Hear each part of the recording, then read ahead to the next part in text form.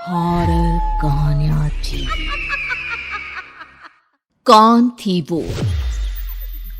मैं 8 महीने की प्रेग्नेंट थी और अपनी डिलीवरी के लिए अपने मायके गई थी।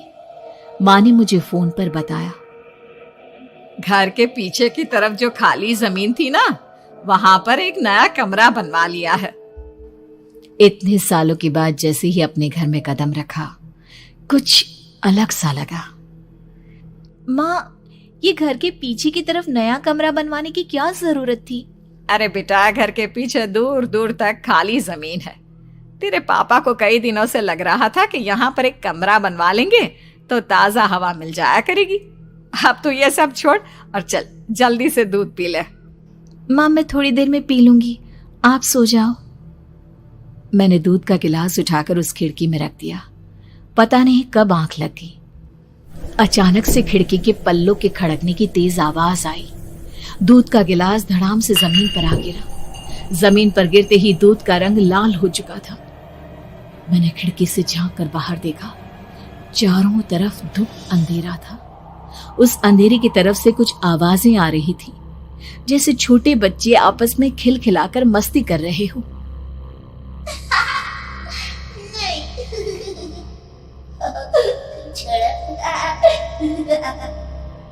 इतनी रात को इतने घनघोर अंधेरे में बच्चों की आवाज कैसे आ रही है? घड़ी में वक्त देखा तो ठीक 12 बजे थे। देखकर मैं सन्न रह गई। बुरी आत्माओं और भूतों की कई कहानियां मैं सुन चुकी थी। वक्त भी कुछ ऐसा ही था। ऊपर से मैं प्रेग्नेंट। सुना था कि ऐसे वक्त में अक्सर बुरी आत्माएं औरतों का पीछा करती है, तो क्या मेरे पीछे भी?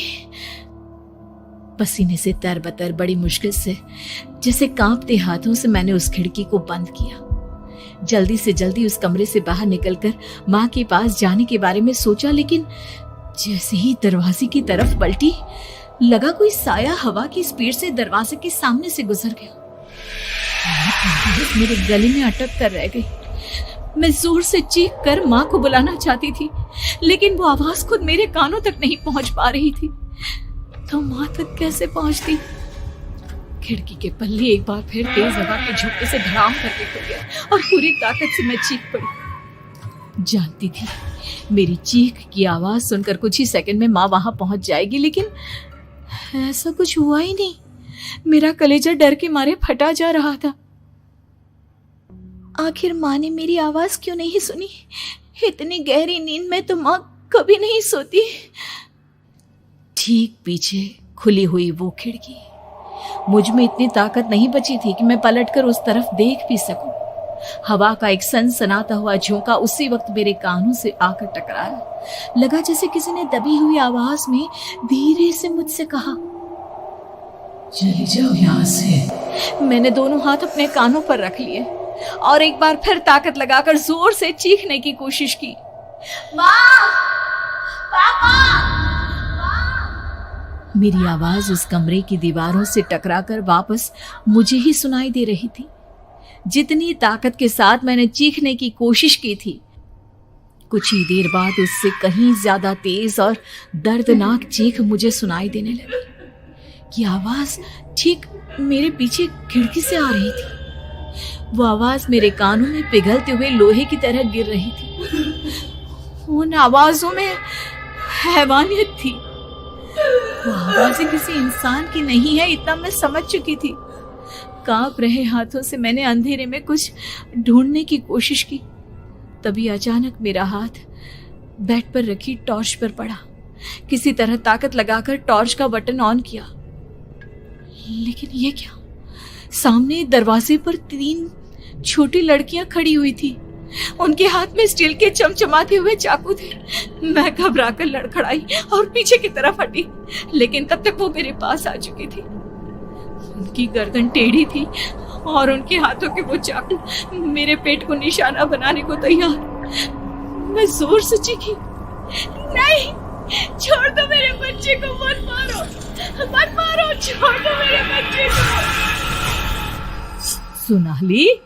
सोनाली, क्या हुआ बेटा? तू इतनी डरी हुई क्यों है? उठ बेटा, क्या हुआ? हड़बड़ाकर मैंने अपनी आंखें खोली। देखा तो दिन निकल आया था। माँ मुझे जगा रही थी। मेरा चेहरा पूरा पसीने से लथपथ था। क्या हुआ बेटा, तुमने कोई बुरा सपना देखा क्या? मैं अभी तक अपने पूरे होश में नहीं थी। वो मेरे बच्चे को मार देगी माँ। वो लड़की मेरे बच्चे को।